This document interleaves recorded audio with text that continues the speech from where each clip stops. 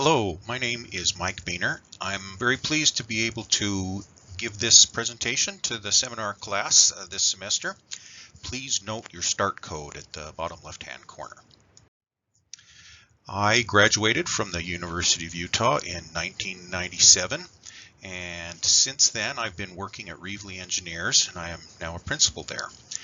Some of my projects that I have been able to work on up at the university are the honors housing with Warnock Engineering building, Marriott Library seismic upgrade and remodel, phases 2 and 3 of the Huntsman Cancer Institute up on the medical campus, the Cowles building seismic retrofit and addition when it was turned into the math department, the Northwest parking structure, the ACC parking structure, and in Research Park, the Orthopedic Center.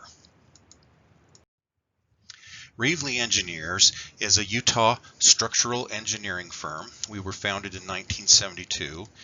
We have 51 people, 34 engineers, 28 of us have our licenses, either PE or SE.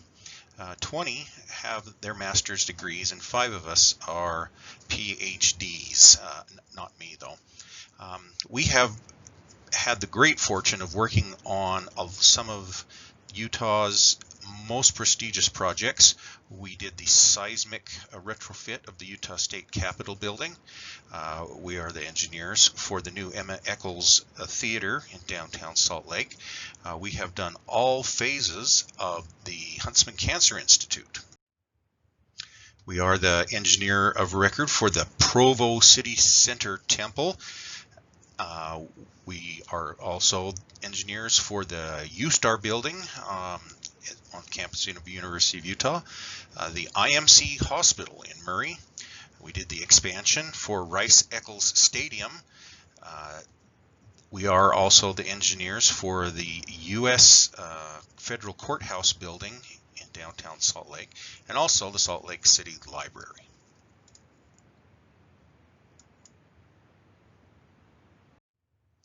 Today I'd like to highlight a recent project that I worked on.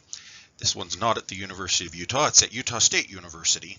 It's a very unique building, and I'd like to highlight just some of the challenges that structural engineers go through when designing structures. This is a rendering that was produced by the architect, Jacoby Architects, who are also based in Salt Lake City. The building was for the nursing and special education program for disabled children at Utah State University. They have a nationally renowned program for special education and nursing needs for special needs children. The next few photos are going to be walking around the perimeter of the finished building to see what it looks like. It is a very unique structure. This view you can see is stepped back up. Well, we called this a wedding cake as we were talking through it in design. Each floor of this building has a very unique and special activities and programs. So the architect, when they're first planning the building with the users, they decide how much space for what activities are needed. And on each floor, the spaces required are very different, which made it very difficult for a regular structure that with columns that actually extend all the way from the bottom to the top. So moving around, you can see the wedding cake on the left-hand side, which is on the west side of the building. As we go to the east, we see that this idea is turned upside down, and we go from smaller to larger as we go from bottom to top, creating many cantilevered conditions, which are usually fairly difficult to deal with because you have to worry about deflections and how exterior cladding is going to behave under deflection. We're now looking at the northeast corner of the building, which continues some of this cantilevered construction theme. And you can also see the various facade finishes. It's brick veneer and metal panels, and then obviously curtain wall glass systems there at the bottom. Now we're back towards the west side of the building, back to the wedding cake arrangement. And at the front you can see two yellow bollards. That is the entrance to a basement level parking garage that also had its own challenges.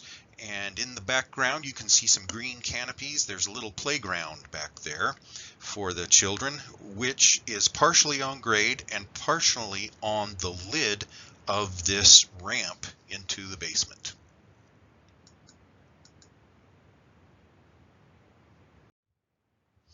The interior middle area of the building is actually outside. This was a very important design aspect for the program at Utah State. They call this their healing garden.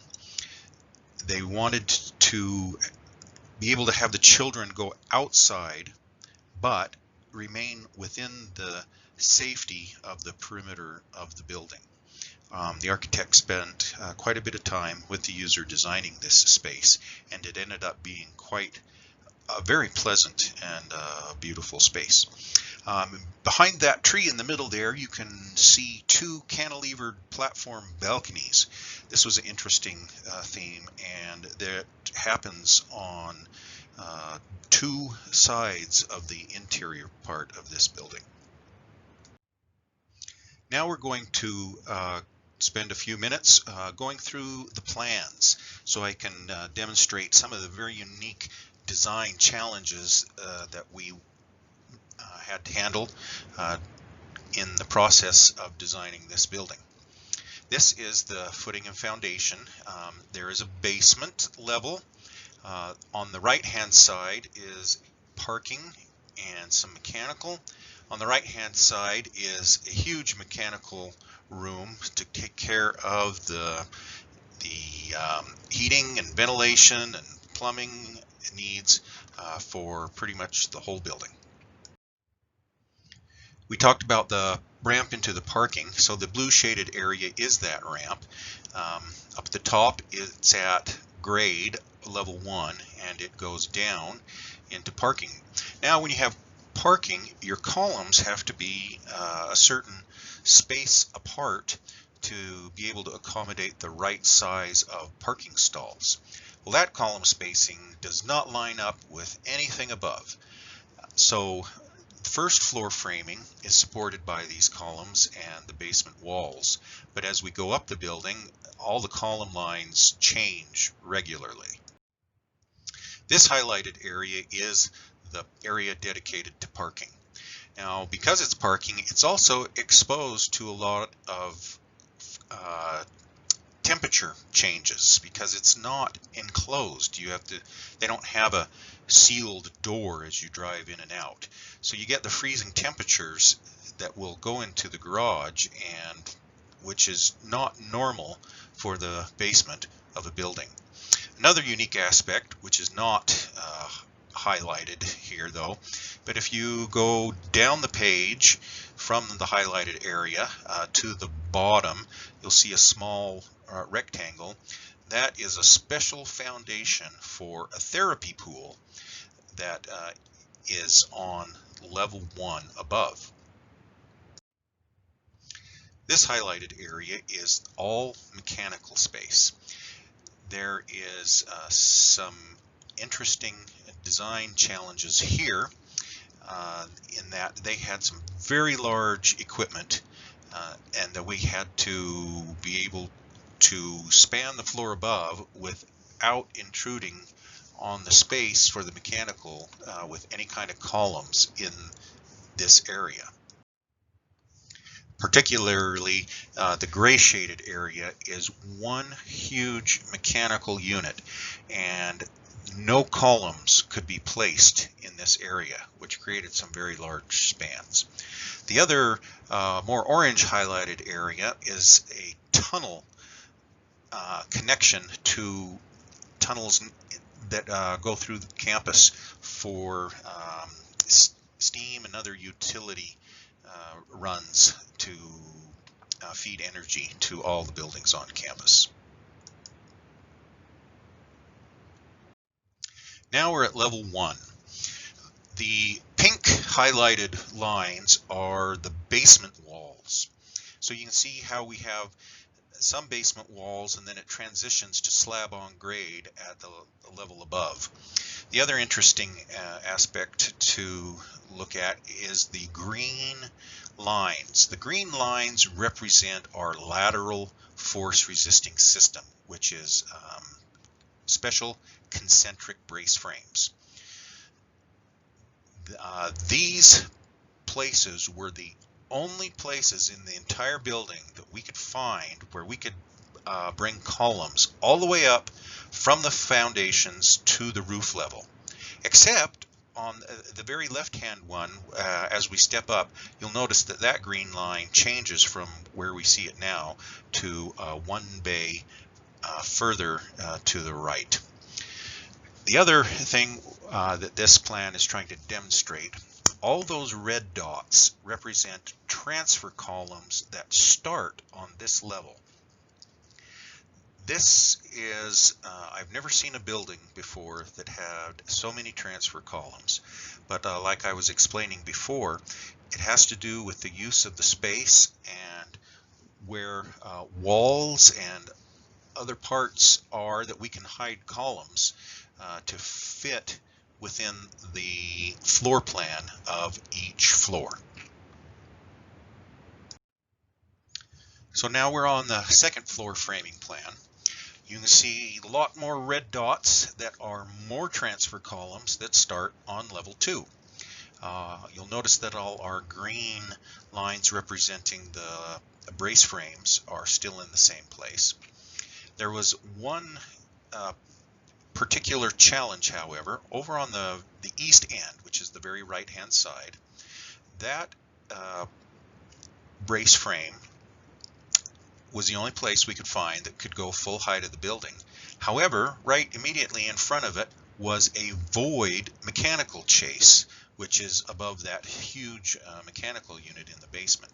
So this X in blue lines actually is a horizontal brace frame, because we have to connect the floor diaphragm to that horizontal brace frame to be able to transfer the seismic shear forces into the vertical brace frames. So this occurs on every floor level. Now another framing gymnastics challenge, as the cantilevered floors happen, starting here on the north and south ends of the building, we had to use one beam, cantilevered beam, to pick up the remaining floors as we go up to the roof. To be able to do so, we had to use some very large beams, as you can see there. W40 by 324, so 324 pounds of steel per lineal foot weight of the beam, and then a W40 by 277. The reason those are so heavy is to control the deflection of the cantilevered end, so that the finishes, which is brick veneer, which requires an extremely small allowable deflection. You don't want to crack the brick veneer on the side of the building. So we had to use those very heavy, deep beams to control the stiffness and the deflection for the weight of the remaining building above. Now we're on the level 3 floor framing plan. Again, more red dots, more transfer columns. Every level we have many transfer columns. And then on the left-hand side, you can see we have 2 green lines. This is the level where we are transferring from one grid line to another for our lateral force resisting system. And in between those two lines, it might be kind of hard to see, depends on how big your display is. We have a hatched area. It's on this plan that designates a special area of the floor diaphragm. We had to add extra reinforcing in there because the seismic shear at the floor is coming from the one brace frame line and then moves over to the other brace frame line. So that piece of floor has to have extra reinforcing to be strong enough to allow that force transfer to happen. Let's talk now about one of the other kind of special aspects of this building. As you can see, we have two large bars on the left and right hand sides connected by some very slender minimalist corridors that are glass on both sides. So when we were in initial design, the thought was, do we connect this building together, or do we create an expansion joint so that the bridge on those two skinny corridors actually has a sliding expansion joint? Well, as we were going through this lateral design and finding out we had nowhere to have a continuous brace frame from roof to foundation, we decided that we had really no choice but to tie the entire building together, and using those corridors as drag elements and also as cords for the building. There was just no other way that we could separate the buildings and make them have enough lateral capacity. Okay, we're on level 4, the top floor of the building. More red dots, more transfer columns. And you can see that our lateral braces are all the same, except for that very left-hand one has now shifted to the different grid line. Talking about these connecting corridors a little bit more. On this plan, again, depending on how big your screen is and if you're able to zoom up at all, you'll notice that there's some heavy extra reinforcing that is placed in the floor diaphragm in these corridors that extends all the way to the far sides of each of the main bars. That's so that we can essentially create a cord beam that is fully connected to each of those bar buildings to give them the adequate strength to hold everything together for any seismic lateral event. Finally, we're at the roof. Green lines show where our brace frames are, and there are even still a few more transfer columns to catch that penthouse roof above. The penthouse roof is for the elevator overrun distance, and then just covers the stairs because there's stair access up to the roof. Now, when we talked about adding lots of reinforcing on the floors, in the concrete floors, on the roof we don't have a concrete floor, it's just metal roof deck. So how do we handle all those drag forces? So we have to do a lot of calculations that look at the actual shear transfer force from the roof deck into the brace frames. And then we also have to make sure that we have continuous cord members.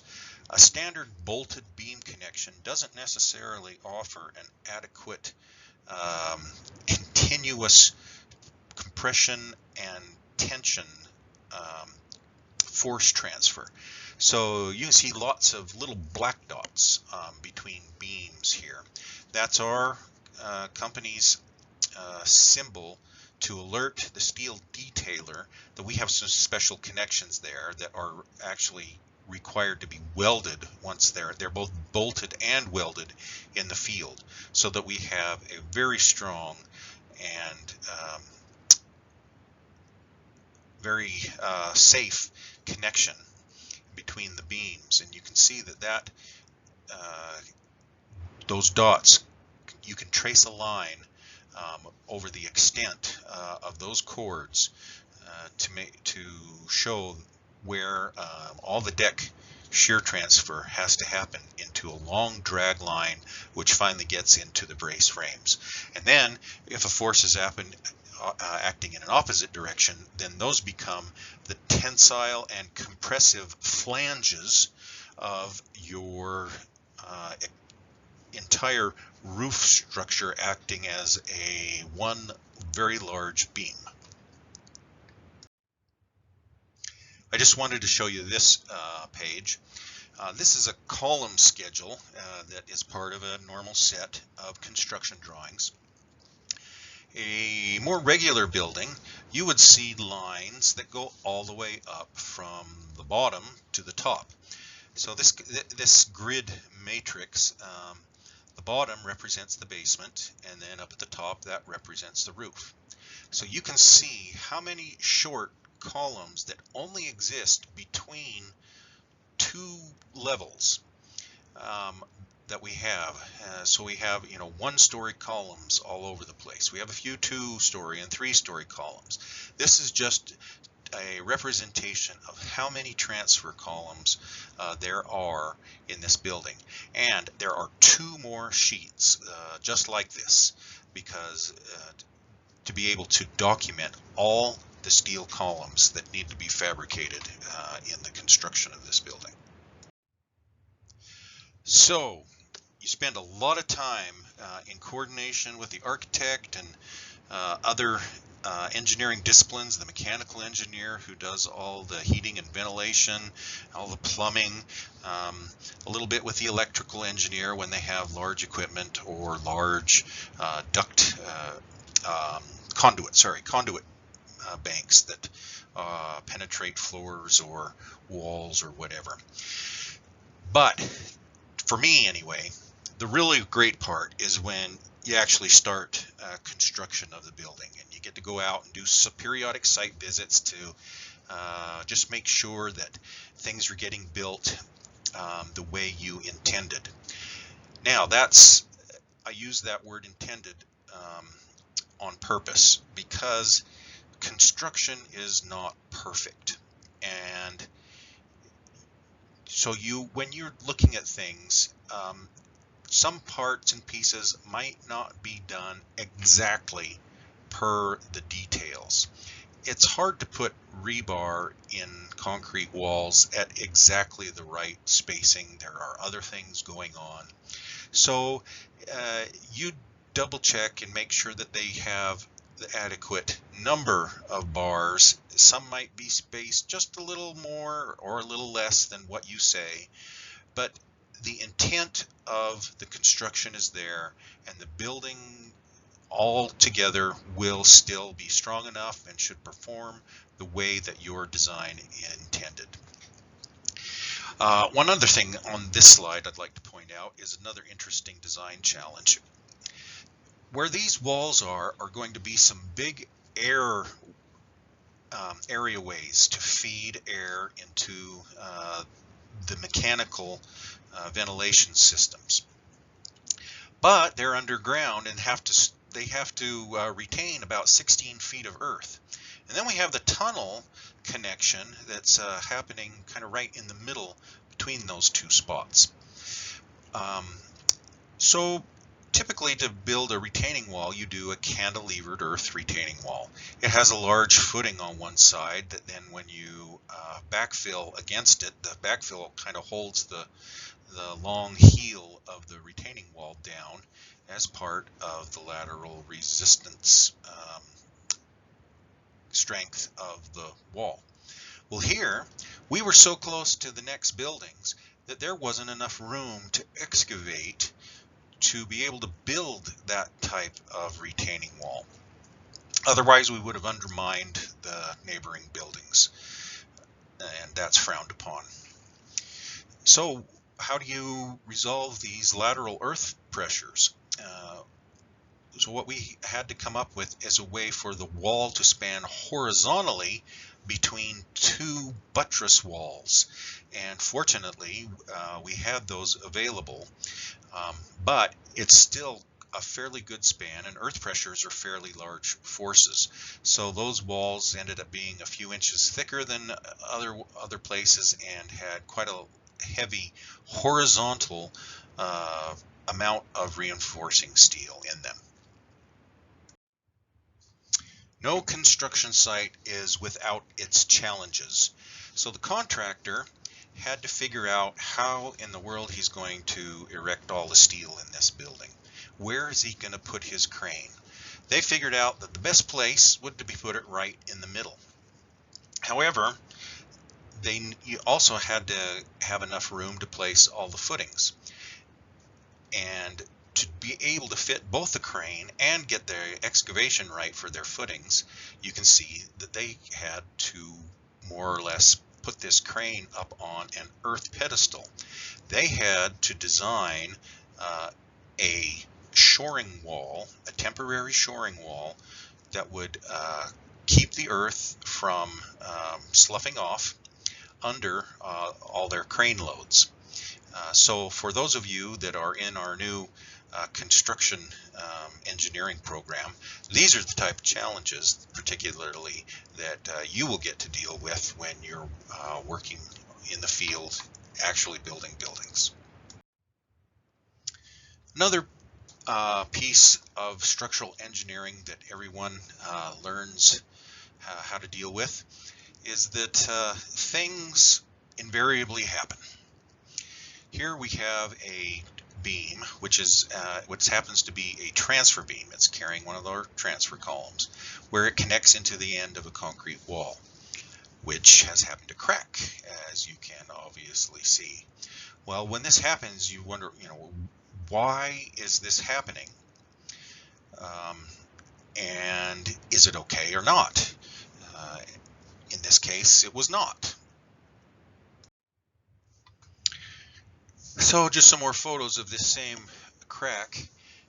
The left-hand photo, you can see the crack goes fairly far down this corner, and the photo on the right, you can see where the crack has stopped several inches below the beam.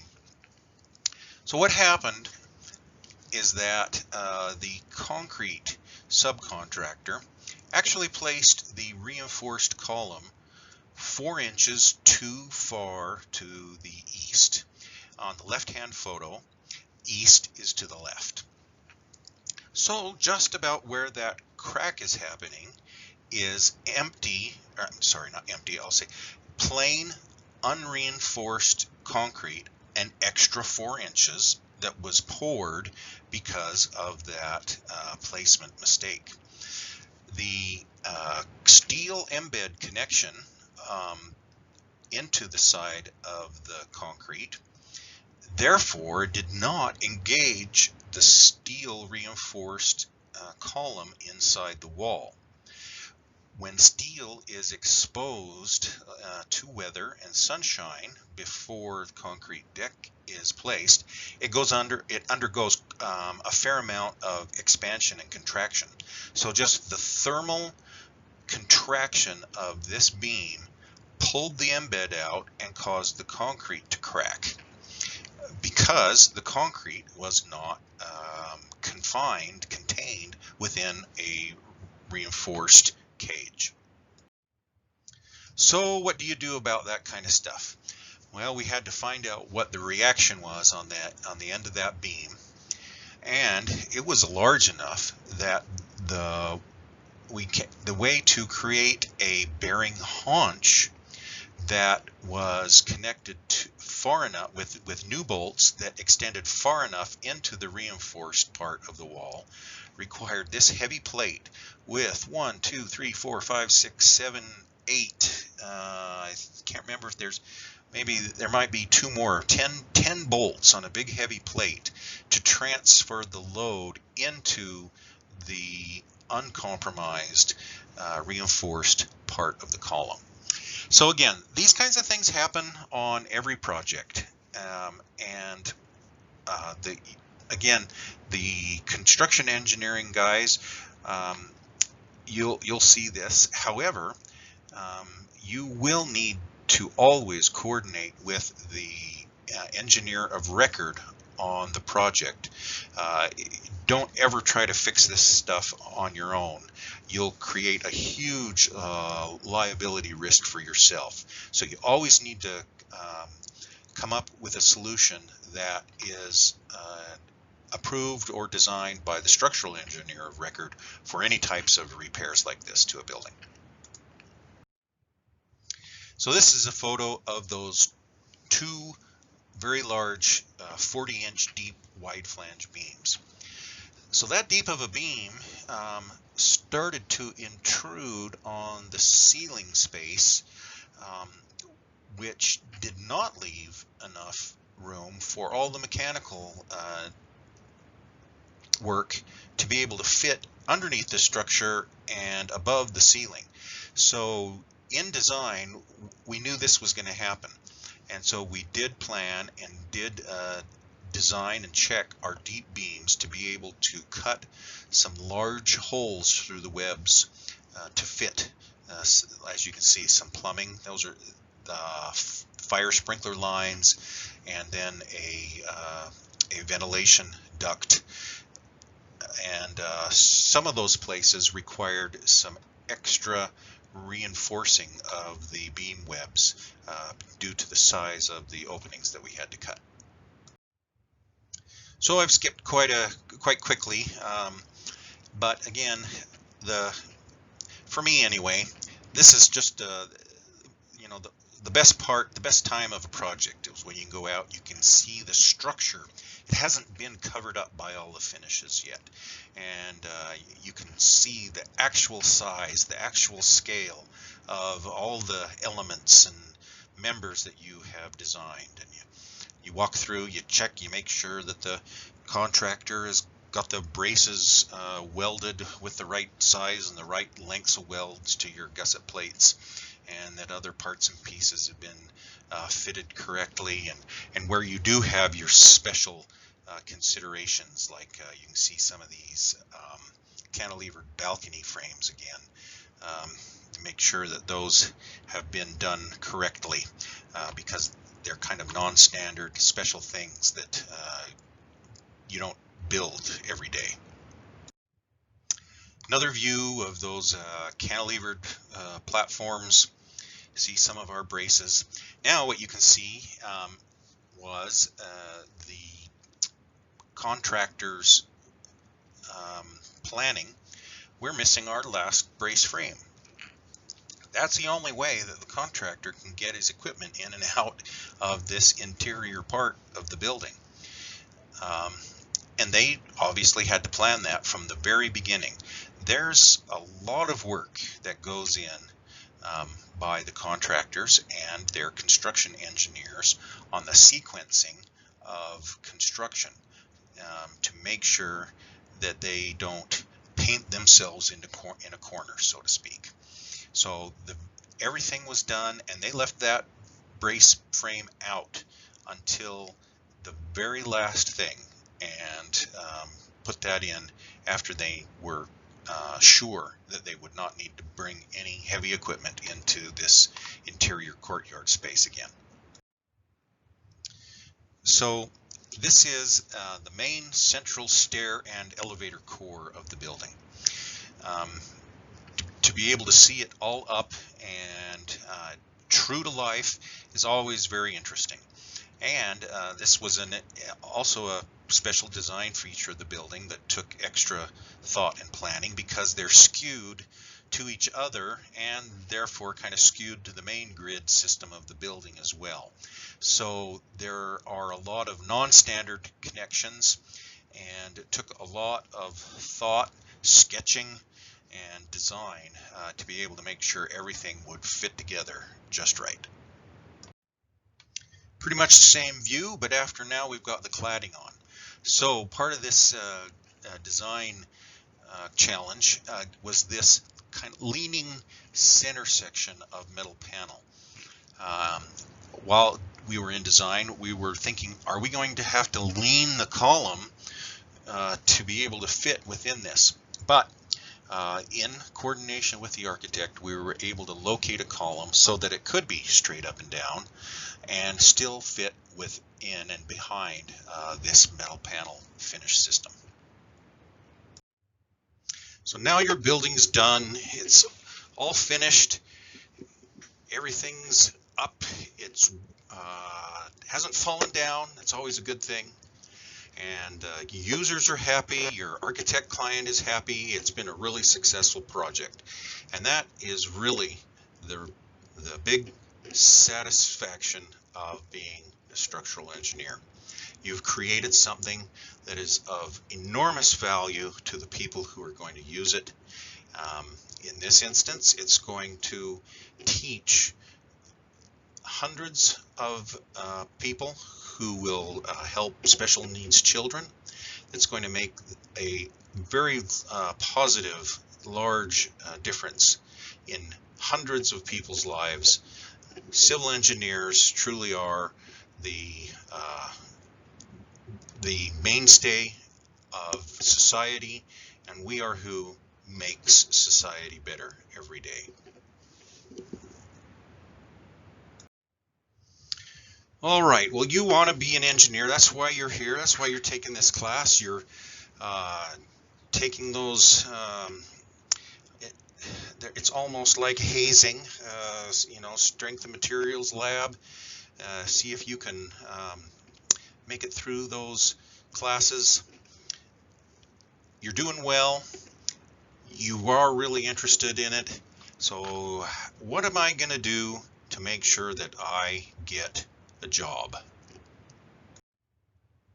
Well, we all know that you need to get good grades. You need to be able to prove that you understand the material and that you will be able to do the design tasks of your chosen profession. You also need to have a broad engineering background. Even if we specialize in things, structural engineers is fairly specialized, but we do work with the other civil engineering disciplines, and if we have no clue what those are about, then our use as an employee is fairly low. How can I get that experience before I get a job that will help me show a potential employer that I can do the work? Well, internships are probably the very best thing you can do. To get any kind of intern job in an engineering firm is fantastic experience. Employers will always look favorably on you as a possible employee if you have some internship experience. Now, it doesn't have to be engineering office work. Actual construction work experience, or an internship in construction or for a contractor, is also very valuable. A useless engineer is one who's never actually seen somebody build or ever had to try to build something himself or herself. And that type of engineer does not design very well or nearly as well as somebody who has some hands-on experience. Leadership opportunities within student societies are also very positive marks on a resume. It shows that you've taken some initiative to go out and accomplish something. There are student chapters of ASCE. You can be a student member of the Structural Engineers Association of Utah. Their SEAU also has a young members group that takes on various activities. Get involved in those kinds of things as well. You get to oftentimes have joint activities with people who actually work in the field that you're interested in. You can network, you can get to know people, and that just gives you that much more likelihood of getting your name out there, getting known, and getting hired. Nowadays, a master's degree is almost a minimum qualification for many engineering jobs. Especially in my field, the structural engineering community. Most of the larger firms won't even look at a candidate if they don't have a master's degree. Certainly, the bigger West Coast and East Coast firms that have multiple national offices, they have famous names, they do huge famous projects, they will not consider anyone who does not have at least a master's degree. It gives you some very important, usually design experience through advanced design classes. It also demonstrates that you are able to take on difficult assignments. Master's degree isn't very easy, but if you've shown that you have that kind of aptitude, then you can be considered as a very strong applicant for work. All right, you did all those things and you got hired and you're now working, earning money as an engineer. What do you need to do? You can't just sit and sit on your laurels and think that you've got it made. When you finished all that school and you get a job and you go to your first day of work, you get in the office, you're actually totally useless. You have no clue of what to do, and there's still a very steep learning curve in practicing in your actual area of specialty.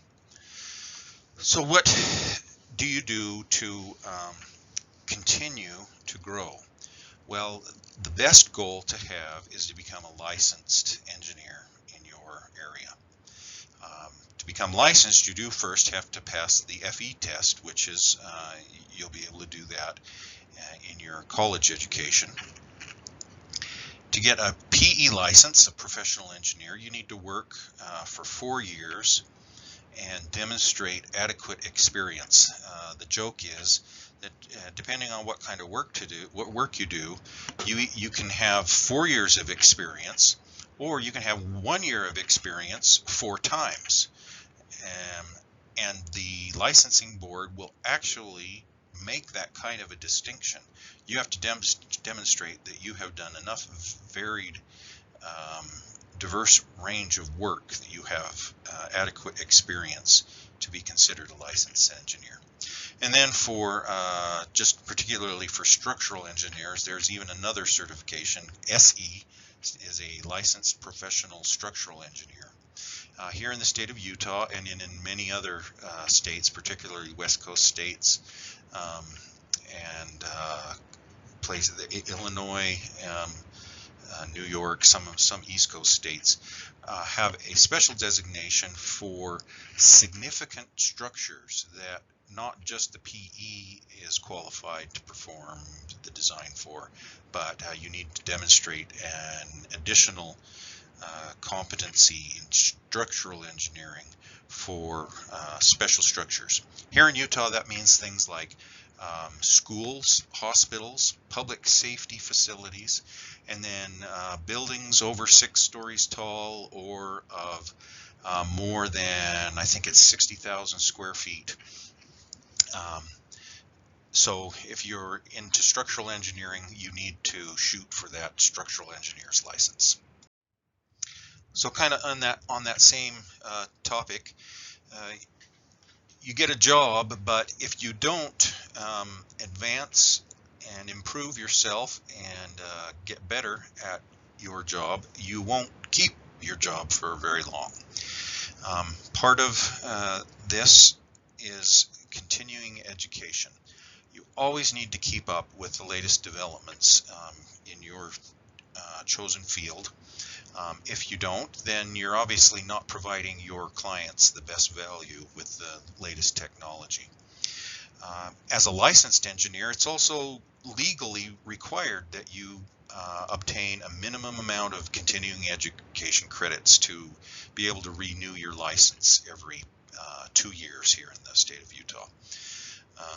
There are many opportunities to do so. Lots of associations in the various fields provide this because they know it's extremely important for engineers.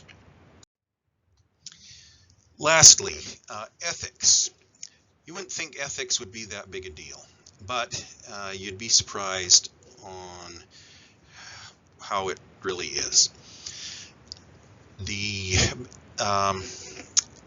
easiest way to make sure that you are practicing your profession in an ethical manner is to be honest with everyone that you deal with. You need to, if you hide problems, if you are not honest about how you are doing your work, if you promise that you can do something that you can't do, practicing outside of your area of expertise, all of those things are a violation of ethics. You might be able to get by with it for a while, but eventually it'll catch up to you. And if that happens, then so long to your career. It is extremely important that all engineers practice their trade in an ethical manner. The engineering profession is well respected. One, because generally most everyone is honest in their practice and how they deal with their clients, and just conduct themselves in their work every day. Don't forget about it. It is always present.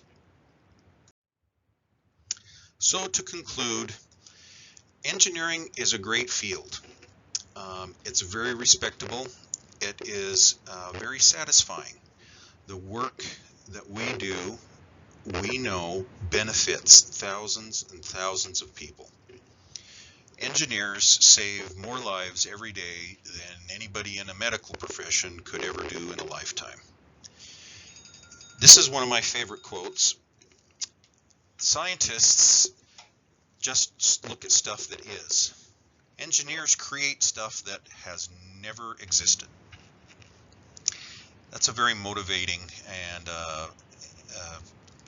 again, a very satisfying feeling to know that you are part of such an effort.